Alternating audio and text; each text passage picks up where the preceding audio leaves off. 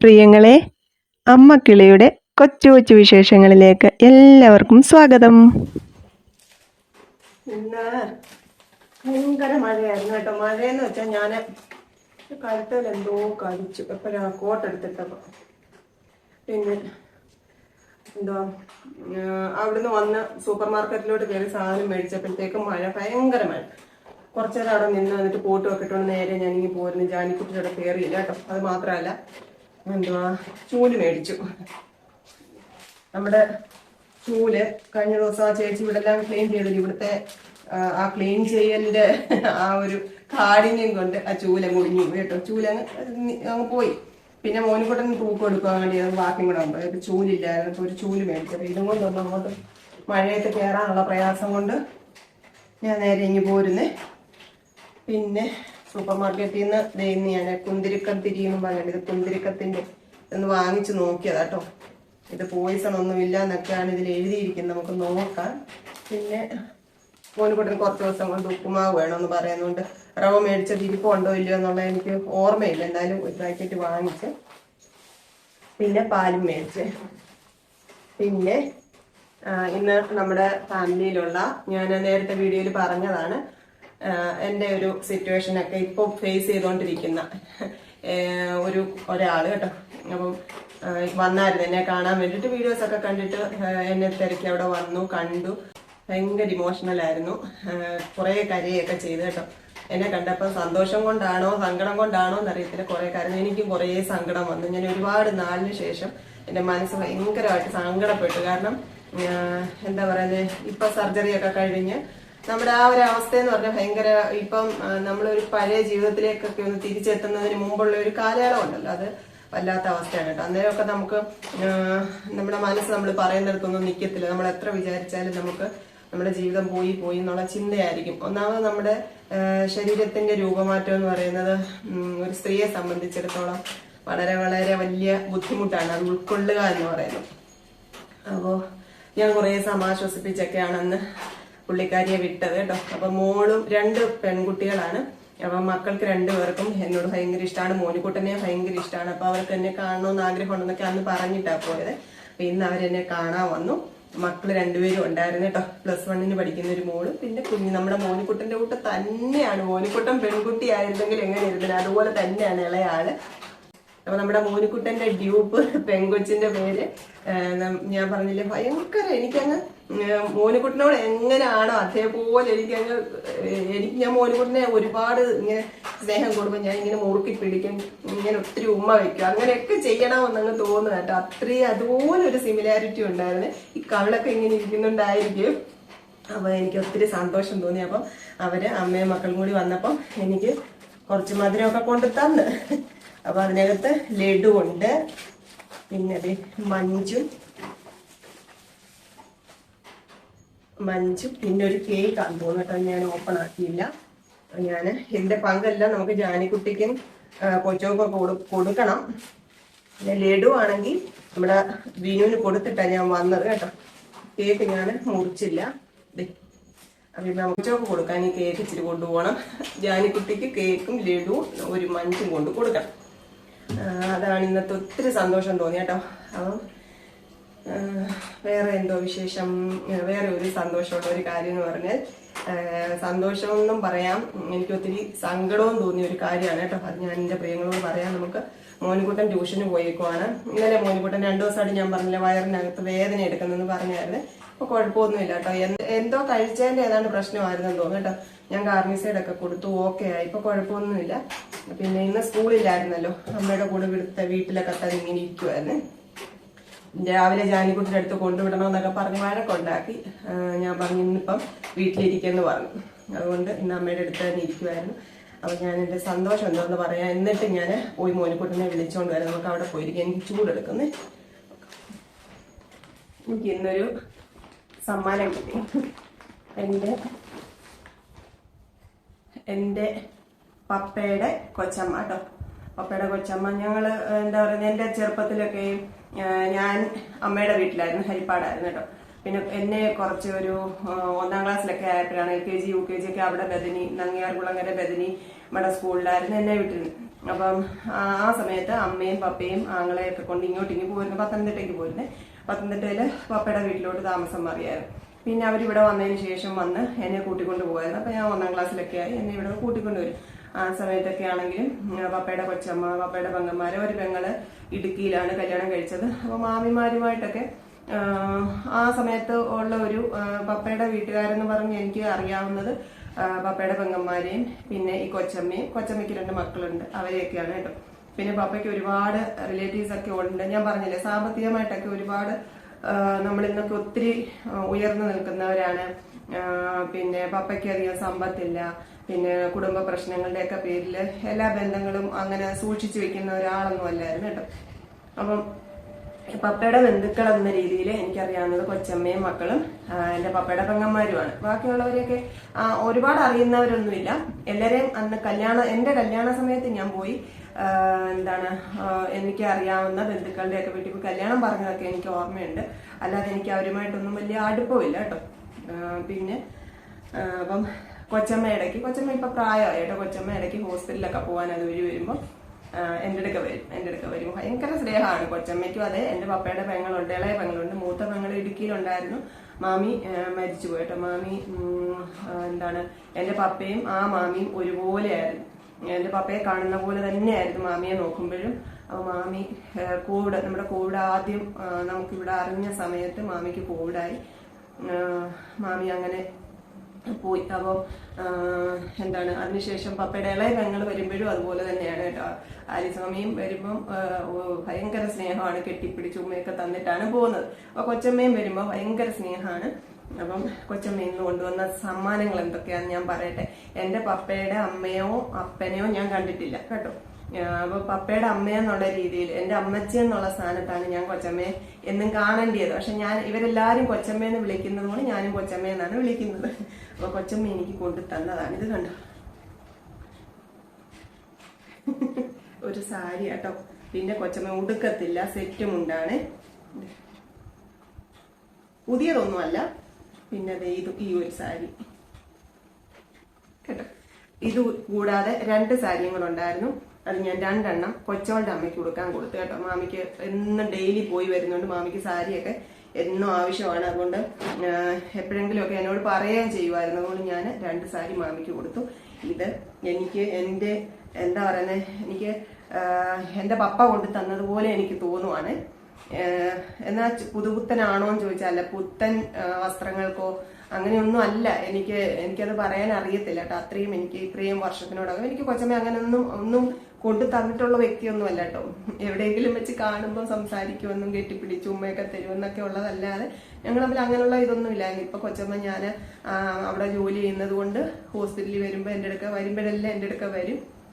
അപ്പോൾ ഞങ്ങൾ കുറച്ചുകൂടെ അടുത്ത് സംസാരിക്കാറൊക്കെ ഉണ്ടെന്നേ ഉള്ളൂ. പക്ഷെ ഈ ഒരു സന്തോഷം എന്ന് പറഞ്ഞാൽ എനിക്ക് അറിയില്ല ഞാൻ എങ്ങനെയാ പറയേണ്ടിയെന്ന് കേട്ടോ. അപ്പൊ ഇത് എനിക്ക് കിട്ടിയ ഓണ സമ്മാനമായിട്ട് ഞാൻ അങ്ങ് കണക്ക് കൂട്ടുവാണ് കേട്ടോ. അപ്പൊ ഇതിന്റെ കൂടെ ബ്ലൗസ് ഒക്കെ ഉണ്ട്. ബ്ലൗസ് പീസ് ഇരിപ്പുണ്ട്. അപ്പൊ എന്നോട് ചോദിച്ചാൽ അത് വേണോ, കൊച്ചമ്മയ്ക്ക് ഒത്തിരിയും ബ്ലൗസ് ഇരിക്കുന്നു. കൊച്ചമ്മ ഇപ്പൊ അങ്ങ് നേരത്തെ വണ്ണമൊക്കെ ഉണ്ടായിരുന്നു, ഇപ്പൊ അങ്ങ് ക്ഷീണിച്ച്. അപ്പൊ എന്നോട് പറഞ്ഞു കുറെ ബ്ലൗസ് ഒക്കെ ഇരിക്കുന്നു, അതൊക്കെ അങ്ങ് ചെറുതാക്കിയൊക്കെ എടുക്കണം, അതുകൊണ്ട് പുതിയതൊന്നും തയ്പ്പിക്കുന്നില്ല, ബ്ലൗസ് പീസ് കൊണ്ടുവരാൻ. ഞാൻ പറഞ്ഞു കൊച്ചമ്മയ്ക്ക് വേണ്ടെന്നുണ്ടെങ്കിൽ കൊണ്ടുപോരാൻ പറഞ്ഞു. ഞാനൊന്നും നിഷേധിക്കുന്ന എനിക്ക് അങ്ങോട്ട് ഇഷ്ടമല്ലാത്തോണ്ടാണ് കേട്ടോ. അത് ഞാൻ പറഞ്ഞു വേണ്ട, അത് കൊച്ചമ്മ തയ്ച്ചെടുത്തോന്ന് പറഞ്ഞു. അന്നേരം പറഞ്ഞു എനിക്ക് വേണ്ടാത്തോണ്ടാ കൊണ്ടുവരട്ടെ എന്ന് ചോദിച്ചു. അപ്പൊ ഇത് തന്നെ കൊണ്ടുവന്നിട്ട് എന്നോട് പറയാ, മോളിത് മേടിക്കുമോന്ന് എനിക്ക് സംശയമായിരുന്നു, ഞാൻ തിരിച്ചു കൊണ്ടുപോകേണ്ടി വരുമോന്ന് ഓർത്താ കൊണ്ടുവന്നേന്ന്. ഞാൻ പറഞ്ഞു അതിന്റെ ആവശ്യമില്ലല്ലോ, എനിക്ക് കൊണ്ടുവന്നത് ഞാൻ മനസ്സോടെ സ്വീകരിക്കുക എന്നുള്ളതല്ലേ. അപ്പം ഇന്ന് എനിക്ക് ഒത്തിരി സന്തോഷം തോന്നിയ ഒരു കാര്യമാണ് കേട്ടോ. എന്റെ ഇത്ര വയസ്സിനോടകം എന്റെ പപ്പയുടെ ആ ഒരു ഓർമ്മ സൂക്ഷിക്കാൻ എനിക്ക് കിട്ടിയ സമ്മാനമാണ് കേട്ടോ. അപ്പം ഇതിന്റെ പുതുമയൊന്നും എനിക്ക് പ്രശ്നമല്ല. എത്ര പഴകി എനിക്ക് ഈ പഞ്ചറായാലും കുഴപ്പമില്ല, ഞാനിത് ഉടുക്കും കേട്ടോ. എനിക്ക് പറ്റുമെന്നുണ്ടെങ്കിൽ ഇത് ഞാൻ ഒന്നിന് ഉടുക്കണമെന്നും കണ്ടാതെ ഇത് നോക്കട്ടെ, ഇത് തേച്ചെടുക്കണം. എനിക്കിത് തേക്കുക എന്നൊക്കെ പറഞ്ഞാൽ എന്റെ കൈക്ക് പറ്റാത്തതുകൊണ്ട് ഞാനൊന്ന് നോക്കട്ടെ, പറ്റുമെങ്കിൽ നമുക്കിത് ഒന്നിന് ഉടുക്കാട്ടോ. അങ്ങനെ വിചാരിച്ചിരിക്കുക ഞാൻ. ഇതൊന്ന് കഴുകി അയൺ ചെയ്ത് വെക്കാം. അപ്പോ ഇന്ന് ഈ സന്തോഷം നിങ്ങളോട് പറഞ്ഞേ ഉള്ളൂ കേട്ടോ, അല്ലാതെ വേറൊന്നുമില്ല. അവൻ ഞാൻ മോനിക്കുട്ടിനെ വിളിച്ചോണ്ട് വരട്ടെ. മോനിക്കുട്ടിനെ വിളിച്ചോണ്ട് വന്നിട്ട് ഇന്ന് അടുക്കളയിൽ പണികളൊന്നും ഇല്ല കേട്ടോ. ഞാൻ ചോറ് ഇരിപ്പുണ്ട്. പിന്നെ ഇന്നലെ ക്ലീനിങ് കൊണ്ടുവന്നില്ല, അത് ഇന്ന് അമ്മ കറി വെക്കാൻ ഞാൻ അമ്മയുടെ കയ്യിൽ ഏൽപ്പിച്ചിട്ടാണ് പോയത്. പിന്നെ എന്താ മോരുകറി ഉണ്ടാവും, വേറെ ഒന്നുമില്ല, അതൊക്കെ മതിയെന്ന് വിചാരിച്ചു. അടുക്കളയിൽ ഇന്ന് അത്രയും വലിയ പണികളൊന്നുമില്ല കേട്ടോ. അപ്പം നമുക്ക് ഇന്ന് കുറേ തുണികളൊക്കെ മടക്കി വെക്കാനുണ്ട്. പിന്നെ എന്താണ്, എൻ്റെ ഒരു ബ്ലൗസ് ചിങ്ങ ഒന്നിന് ഉടുക്കണമെന്നും കണ്ടാണ് ബ്ലൗസൊക്കെ ഒന്ന് റെഡിയാക്കി വെക്കാനുണ്ട്. എന്ന് വെച്ചാൽ ഹുക്ക് വെച്ചിട്ടില്ല, ഞാൻ സൂചിച്ചിട്ടൊക്കെ കൊണ്ടുപോയി തയ്പ്പിച്ച ബ്ലൗസ്, അതിന് ചേരുവോ നോക്കണം. ചേരുവെന്നുണ്ട് ഇതിൻ്റെ കൂടെ ഉടുക്കാം, ഇതിൻ്റെ കൂടെ ഇടാം.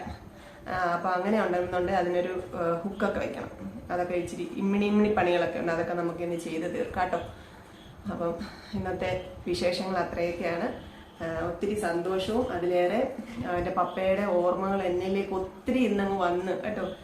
എൻ്റെ പപ്പ എനിക്ക് ഓണക്കോടിയൊക്കെ വാങ്ങിച്ചു തരുന്നതൊക്കെ എനിക്ക് ഓർമ്മയുണ്ട്. പക്ഷെ പപ്പയുടെ ബന്ധുക്കളായിട്ട് അങ്ങനെ ആരോടും അത്ര അടുപ്പമില്ലാത്തത് കൊണ്ട് അവരിൽ നിന്നൊന്നും അങ്ങനെയൊന്നും എനിക്ക് ഒരു അങ്ങനെയുള്ള ബന്ധങ്ങളൊന്നും ഇല്ലായിരുന്നല്ലോ. പക്ഷെ ഇത്രയും ഒരു വർഷങ്ങൾക്ക് ശേഷം എനിക്ക് കിട്ടിയ ഒരു സമ്മാനം ഭയങ്കര അമൂല്യമായിട്ട് തോന്നി. അതുകൊണ്ടാണ് ഞാൻ ഇത് പറഞ്ഞത് കേട്ടോ. ഞാൻ പോയി മോനുകുട്ടിനെ വിളിച്ചോണ്ട് വരാം. മഴയൊക്കെ തോർന്നു നിൽക്കുക, പോയിട്ട് വരാം കേട്ടോ.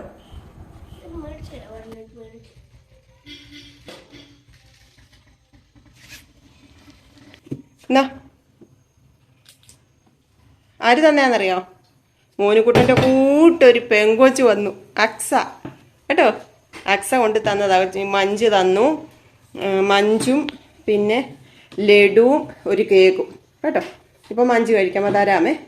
പിന്നെ അക്സക്കുട്ടിക്കും ആൻറ്റിക്കും ഒരു ചേച്ചി ഉണ്ട് അക്സയ്ക്ക്. അപ്പൊ ചേച്ചിക്കും എല്ലാം താങ്ക്സ്, ഒരു ചക്കരമ്മയും കൊടുത്തേക്ക്.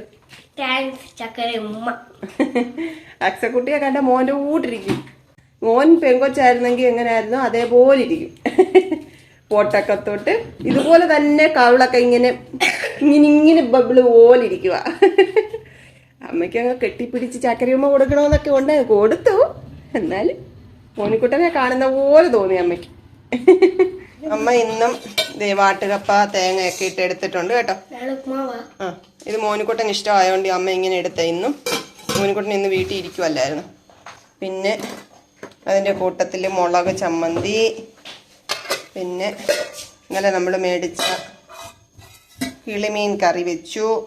അപ്പോൾ പിന്നെ ഇന്നിനി ഒന്നും വേണ്ടല്ലോ, ചോറിരിപ്പുണ്ട് കേട്ടോ. മോനുകുട്ടിന് വയറുവേദനയാന്ന് ഇന്നലെ അമ്മ പറഞ്ഞപ്പോഴേ എല്ലാവരും ചോദിച്ചു എന്തോ പറ്റിയാന്ന്. മാറിയോ? കുറവുണ്ടോ?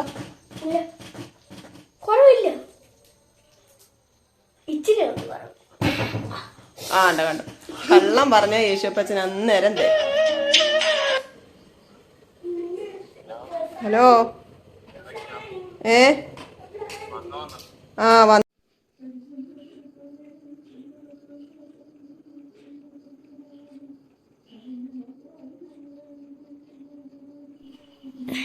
എൻ്റെ ഇടയനാവുന്നു, എനിക്കൊന്നും മുട്ടുണ്ടാവുകയില്ല. പച്ചപ്പുറപ്പുള്ളെങ്കിൽ അവരെന്നെ കിടത്തുന്നു. സ്വസ്ഥതയുള്ള വെള്ളത്തിനരികൾക്ക് അവൻ എന്നെ നടത്തുന്നു.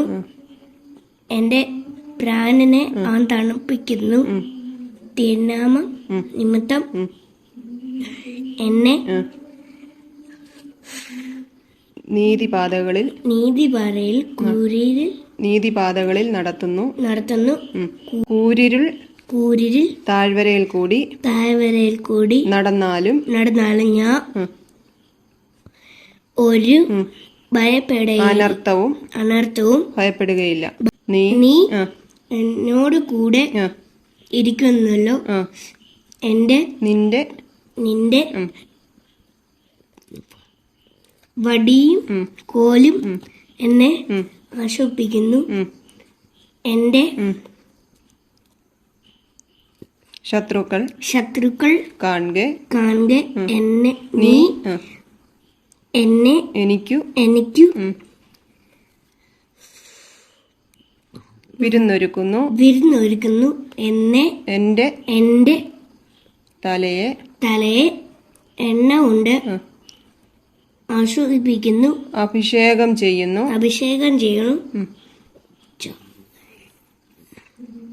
എന്റെ പാനപാത്രവും നിറഞ്ഞു കവിയുന്നു.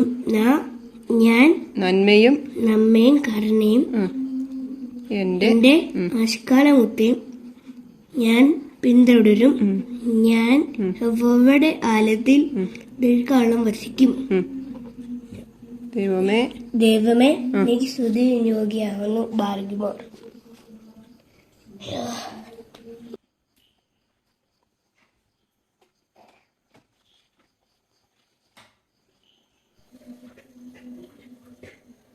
നമ്മുടെ ഭാരം താങ്ങി കസേരയിലെ കുറേ തുണികളുണ്ട്, അതൊക്കെ മടക്കി വെക്കാം. പിന്നെ ഞാന് ഇടയ്ക്ക് നമ്മുടെ ജിൻസിക്കുട്ടി വന്ന വീഡിയോ ഒക്കെ ഇട്ടിട്ടുണ്ടായിരുന്നല്ലോ ഞാൻ. അപ്പം ജിൻസിക്കുട്ടി വന്നപ്പം എനിക്ക് കൊണ്ടുതന്ന സാരി കേട്ടോ. ഇതുവരെ ഞാൻ ബ്ലൗസ് തയ്ച്ചില്ല. ഇതുവരെ ഞാൻ ബ്ലൗസ് തയ്ച്ചില്ല. ഇതിൽ തന്നെ ബ്ലൗസ് പീസ് ഉണ്ട്, അത് നേവി ബ്ലൂ കളർ കേട്ടോ. അപ്പൊ എനിക്കൊരാഗ്രഹം ഈ കളറിലെ ഈ ഗോൾഡ് പോലത്തെ കളർ, ഈ ഗ്ലേസിംഗ് ഉള്ള കളർ, ഈ കളറിലെ ബ്ലൗസ് പീസ് മേടിച്ചാലോ എന്നൊരു ആലോചനയുണ്ട് കേട്ടോ.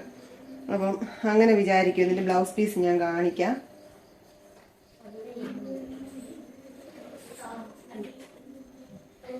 മൂത്ത് കഴിഞ്ഞ് എനിക്ക് മടക്കാൻ വലിയ മടിയാണ്, അതുകൊണ്ടാണ് ഇങ്ങനെയൊക്കെ കാണിക്കുന്നത്. ഇതാണ് കണ്ടോ, ഈ നീല കളറാണ് അതിന്റെ ബ്ലൗസ് പീസ്. എനിക്ക് അതിനെക്കാട്ടിലും നോക്കട്ടെ, കിട്ടുകയാണെന്നുണ്ടെങ്കിൽ ഈ കളറ് നമ്മുടെ ഒരു സൈസ് മെറ്റീരിയൽ ഉണ്ടല്ലോ ഇപ്പൊ ഇങ്ങനെ ഗ്ലേസിംഗ് ഉള്ള, അത് കിട്ടുകയാണെന്നുണ്ടെങ്കിൽ മേടിച്ച് ബ്ലൗസ് തയ്ക്കാം എന്നാണ് എൻ്റെ ഒരു ആലോചന കേട്ടോ. കിട്ടുകയാണെന്നുണ്ട്, അല്ലെങ്കിൽ പിന്നെ അത് തന്നെ എടുത്ത് തയ്ക്കാം എന്ന് വിചാരിച്ച് ഞാനിത് ഇടയ്ക്ക് എപ്പോഴേലും പോകുമ്പോൾ ഒന്ന് കൊണ്ടുപോയി രാജനി പോയി നോക്കണമെന്നും കണ്ട കേട്ടോ. അതിനുവേണ്ടി എടുത്തു വെച്ചതാ. സൂചിച്ച് തയ്ച്ചാൽ ബ്ലൗസ് ഹുക്ക് വെച്ചിട്ടില്ല. ഇത് സെറ്റ് സാരിയുടെ കൂടെ ഇടാൻ വേണ്ടിയിട്ട് ഞാൻ എടുത്തതാണ്. പക്ഷെ ഇവിടെ ഹുക്ക് ഇരിപ്പില്ല. ഇനി അമ്മയുടെ അടുത്തായിരുന്നു വേണം, അല്ലെങ്കിൽ നാളെ ഒരു പാക്കറ്റ് ഹുക്ക് മേടിച്ചിട്ട് ഇതിന് ഹുക്ക് വെക്കണം. എല്ലാ വർഷവും മലയാള മാസം 1-ാം തീയതി ഞാൻ സെറ്റ് സാരി ഉടുക്കാറുണ്ട്. എനിക്ക് വയ്യാതിരുന്ന സമയത്ത് ഒഴിച്ച് ബാക്കി എല്ലാ സമയങ്ങളിലും ഞാൻ വീട്ടിലാണെങ്കിലും എങ്ങോട്ടെങ്കിലും പോകുമ്പോൾ അന്ന് സെറ്റ് സാരി ആയിരുന്നു ഉടുക്കുന്നത് കേട്ടോ. അപ്പം ഈ വർഷം സെറ്റ് സാരിയൊക്കെ ഉടുക്കുന്ന ഉടനെ പലരും ചിലപ്പം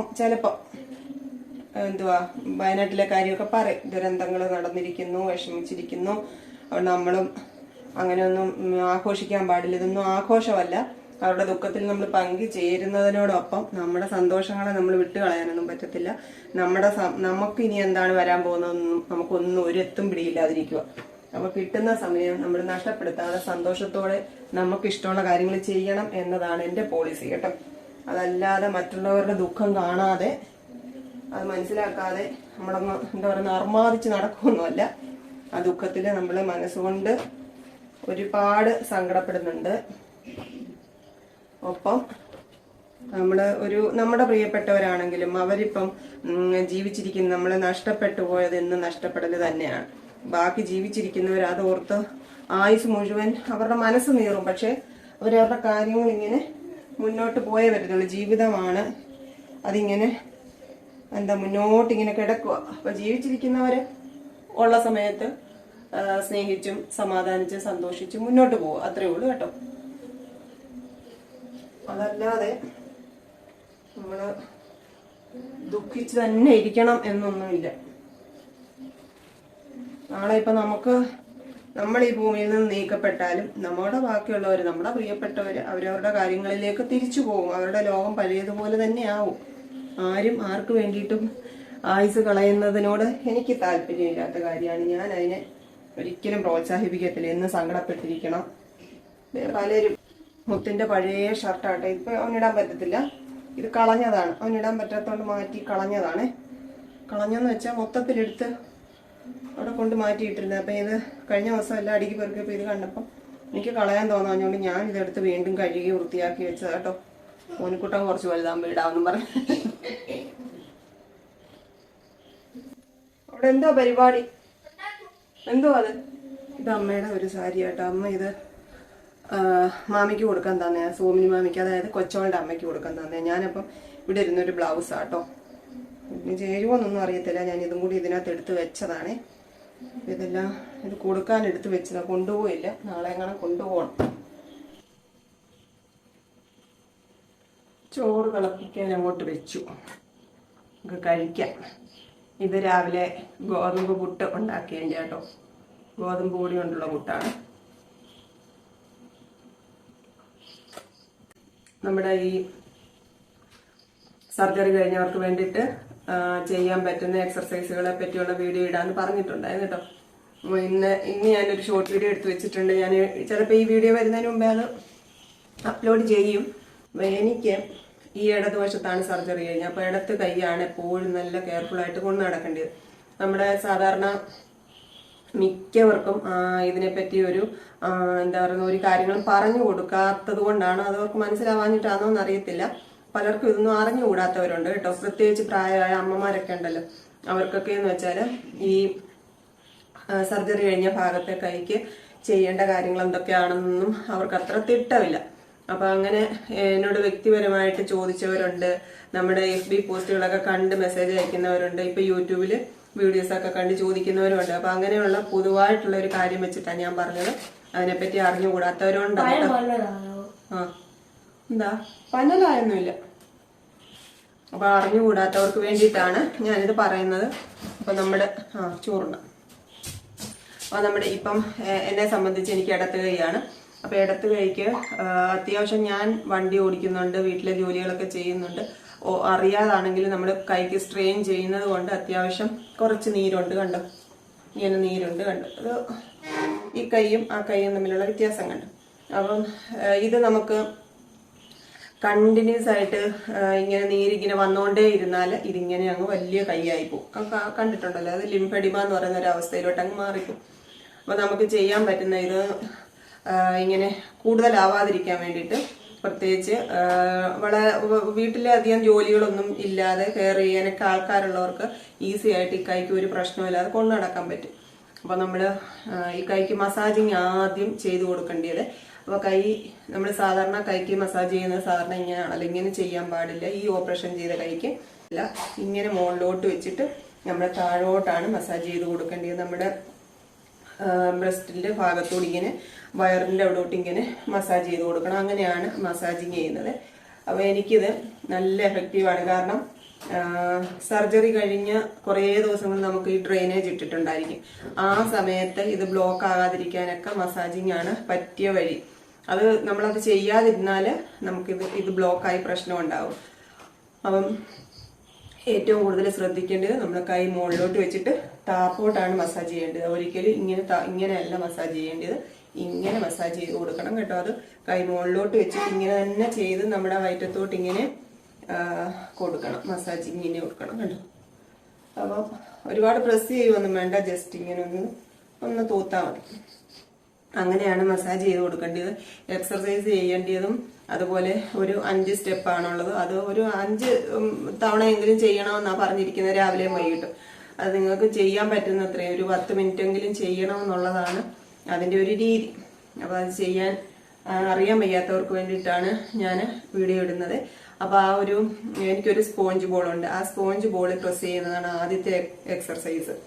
അത് ഞാൻ ഷോർട്ട് വീഡിയോയിൽ ഇട്ടിട്ടുണ്ട്. പിന്നെ ക്ലൈംബിങ് എക്സർസൈസ് ഉണ്ട്. ക്ലൈംബിങ് ഇങ്ങനെ നമ്മുടെ ഒരു പരന്ന പ്രതലത്തിൽ കൈ ഇങ്ങനെ വെച്ചിട്ട് ഇങ്ങനെ ക്ലൈംബ് ചെയ്യുന്നത്, അത് രണ്ടാമത്തെ എക്സർസൈസ് ആണ്. പിന്നെ മൂന്നാമത്തേത് ഇങ്ങനെ ഒന്ന് വെച്ചിട്ട് കൈ ഇങ്ങനെ കറക്കി കൊടുക്കുന്നു. ഇതെല്ലാം ഞാൻ ഷോർട്ട് വീഡിയോ ഇടാം കേട്ടോ. അപ്പൊ അങ്ങനെയുള്ള 5 എക്സർസൈസുകളെ പറ്റി എനിക്ക് അറിയാവുന്ന കാര്യങ്ങൾ ഞാൻ പറയുന്നതേ ഉള്ളൂ. അപ്പൊ നിങ്ങൾക്ക് ഇതിനെപ്പറ്റി ഒത്തിരി പേർക്ക് അറിവില്ലായ്മ ഉള്ളത് കൊണ്ടാണ്, കൈ അത്രയും കെയർ ചെയ്യാത്തത് കൊണ്ടാണ് നീര് വെക്കുന്നത്. കൈ അത്യാവശ്യം കെയർ ചെയ്താൽ അത്ര കണ്ടൊന്നും പ്രശ്നം ഉണ്ടാവത്തില്ല. ചെറിയ വേരിയേഷനൊക്കെ ഉണ്ടെങ്കിൽ തന്നെയും വലിയ കുഴപ്പമൊന്നുമില്ല, നമുക്ക് മുന്നോട്ട് കൊണ്ടുപോകാൻ പറ്റും. പിന്നെ ഈ കൈ മുറിയാൻ പാടില്ല. ഇതിൽ കൊതുക് കടിക്കുന്നത് പോലും ഭയങ്കര പ്രശ്നമാണ്. അങ്ങനെ നമ്മൾ എപ്പോഴും നല്ല ഇപ്പം നമ്മൾ കൈ വിരലോറയൊക്കെ ഇട്ട് പച്ചക്കറികളൊക്കെ അരിയുക.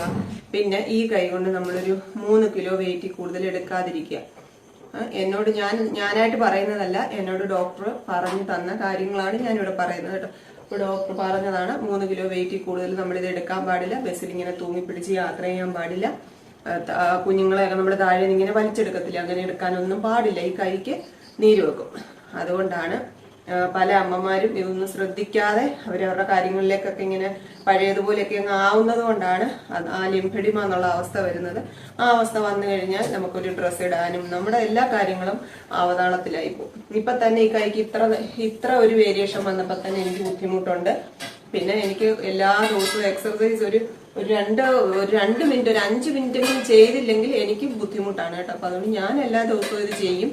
പിന്നെ എന്റെ കൈക്ക് പ്രശ്നം ഞാൻ പറഞ്ഞില്ല, ഞാൻ 2-3 വർഷം മുന്നേ അത് കുറച്ച് 2-3 വർഷം ഞങ്ങളുടെ ഈ ഒരു റോഡ് ഒരു 8-10 കിലോമീറ്റർ രാവിലെയും വൈകിട്ടും വണ്ടി ഓടിക്കുക എന്ന് പറയുന്നത് ഭയങ്കര സ്ട്രെയിൻ ആയിരുന്നു.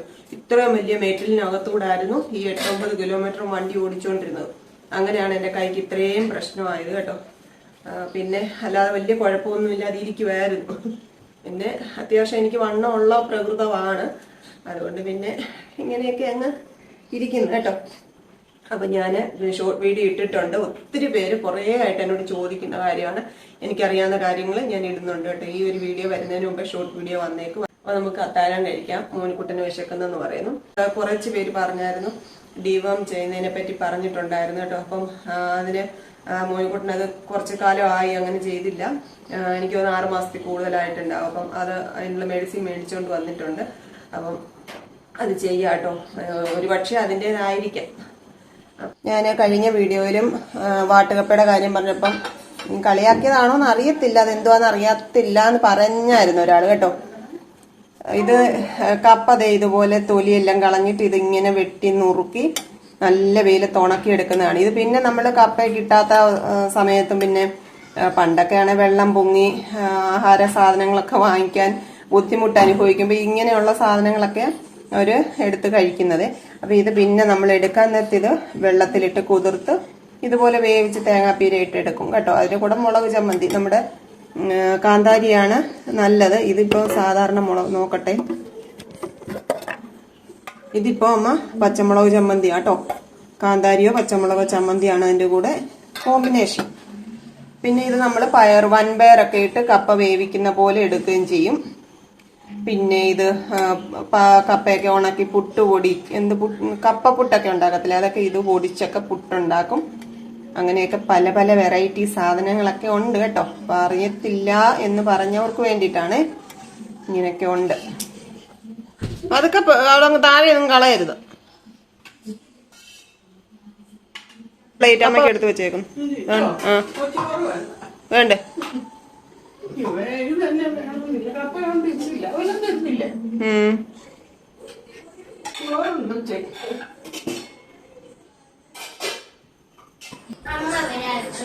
അമ്മ വരുവാ.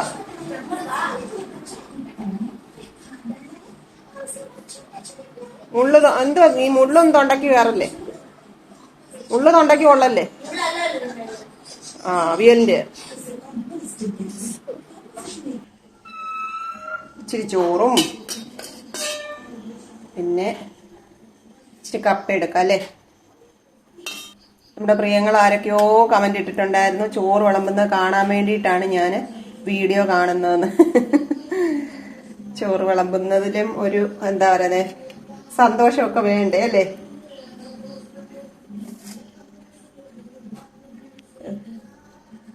കപ്പ എടുത്തു, അത്രയും മതി കപ്പ. പിന്നെ ഞാൻ ഇച്ചിരി ചമ്മന്തി കേട്ടോ, നമ്മുടെ മുളക് ചമ്മന്തി ഇച്ചിരി എടുത്ത് ഇതിന്റെ മുകളിൽ ഇങ്ങനെ അങ്ങോട്ട് ഒഴിച്ചു കൊടുക്കണം.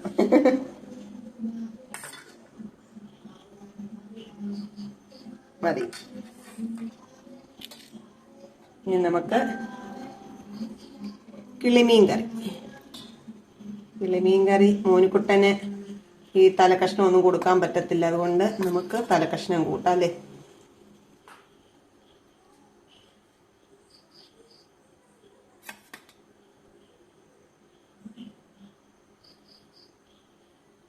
അമ്മയാണ് മീൻകറി വെച്ചത്.